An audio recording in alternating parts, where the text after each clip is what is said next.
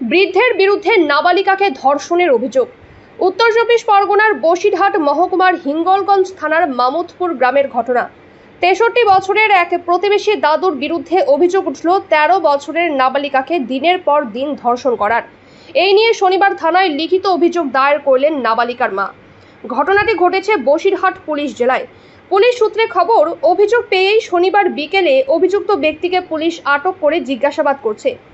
নাবালিকার মায়ের অভিযোগ, তিনি প্রতিবেশী ওই ব্যক্তির বাড়িতে পরিচারিকার কাজ করতেন। সেই সূত্রে তার মেয়ের ওই বাড়িতে যাতায়াত ছিল। গত কিছুদিন ধরে ওই নাবালিকা অসুস্থ হয়ে পড়েছিল।